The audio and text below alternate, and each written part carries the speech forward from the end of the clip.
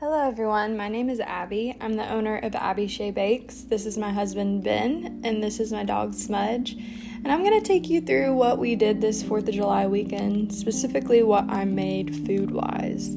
We went to this really great farm outside of the city to pick some fresh fruit, but that's going to come in later in the video. We're going to kick it off with the shrimp boil that we did. And I followed a Bon Appetit recipe. I kind of riffed on it and made it my own, but I'll link everything that I used. You just kind of need the basic ingredients for a shrimp boil. I really liked the usage of miso and rice vinegar and soy sauce in this recipe. I think it added a lot of great flavor that you wouldn't normally expect in a shrimp boil. I start everything off by heating up some olive oil on medium-high heat, and then I add some garlic. I think the recipe also called for ginger, but ours was really moldy and we didn't notice until we started cooking, but that's okay. You can just still keep going, it's gonna taste great. After about 1 to 2 minutes of the garlic cooking, I add the miso, and you just wanna break this up. It might take a while, but that's okay. Just kind of stir it in on medium-high heat still. And then I add our liquid mixture. I added some chili flakes too because I like it a little bit spicy. And then I added about 4 cups of water. And this is going to be our base in our boil that we put all of the delicious things that we're gonna eat, like the shrimp and the mussels. So you just kind of still break up that miso. It may take a little bit, get it up to simmer. Once you do that, you're gonna add some butter. And I think I added the Old Bay at this point. You don't want to forget that. That's what makes this recipe. And then we're gonna cook our potatoes. I used red potatoes, but you could use whatever you'd like. I think the recipe calls for sweet potatoes, which I think would be really interesting. Then I put the lid on, and those are gonna cook on a simmer for about 10 minutes, I think mine took. And then you take those out and just put them on a glass baking dish or sheet or whatever you have. Then we're gonna add our mussels, and I had never made these before, but they're super quick. They only took about 1 to 2 minutes at a simmer. And you'll know when these are done when they're completely open, like the one that I'm taking out now. You have to wait a little bit longer for that to happen. Sometimes they just won't open at all. The next step that we're gonna do is we're gonna add our scallions. I'm gonna add some corn to the pot, and then lastly the shrimp. You wanna incorporate everything together as best as possible, add some salt, add some pepper, get it up to a simmer, and that's only gonna cook for about 4 minutes, super quick too. The shrimp will be really pink, and you just throw that on top of the potatoes and the mussels, throw the corn on top of everything. And there you have it. Super quick shrimp boil. We took everything outside to eat and enjoy the 4th of July weekend.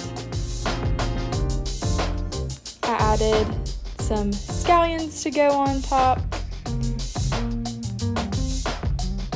This is a recipe I think we will be making all summer long. I've never been the biggest fan of a shrimp boil, but I think this recipe was a little bit unique, and I really enjoyed all the flavors that kind of just piled on top of each other. Super easy to find all of these ingredients too. The potatoes I think might have been my favorite part because they sit at the bottom and like all those juices kind of soak up in the potatoes. It was super good. You should make it. Next thing that we did over the 4th of July is we picked some fruit at the Linvilla market or farm, and they had such a good selection of peaches, blueberries. It was so much fun. Here's us picking some blueberries. Look how good they look. They're so blue. And I decided to make a mixed berry cobbler / drop biscuit with the berries that we picked. This is a really easy recipe as well. You'll just we used our fresh fruit that we had, the strawberries, the blueberries, the raspberries, and then you'll need sour cream, a lemon, some dry ingredients, which is all-purpose flour, sugar, baking powder, and salt. So I start making the biscuits by incorporating all the dry ingredients together, just whisking that till there's no lumps. And then we're gonna add our butter. You wanna make sure the butter is chilled. You don't want it to be room temperature. You want it kind of fresh out of the refrigerator. You don't want the butter to just completely melt in your hands when you're trying to incorporate it. And then we get a little messy by using our hands to kind of just squish the butter and the flour in between our fingers until it starts to break up. You don't want big pieces, big chunks of butter. You want it to kind of be smaller than peas when you're done. Then we add our sour cream and just kind of get more messy by mixing everything together until it comes into a dough ball. And you're just gonna knead this for about 5 minutes. You don't want to go above like 5 to 7 minutes or your biscuits are gonna get kind of tough. Add a little bit more flour to mine because it was a little too sticky. And just knead it. And there you go, you have your biscuits. You're gonna set that to the side, and you're gonna add your sugar, your flour, and your fresh fruit, which I cleaned off. I'm gonna add it to the bowl. Look how bright and pretty it looks. I used too small of a bowl for that, but that's okay. Then I added some lemon zest and a little bit of lemon juice.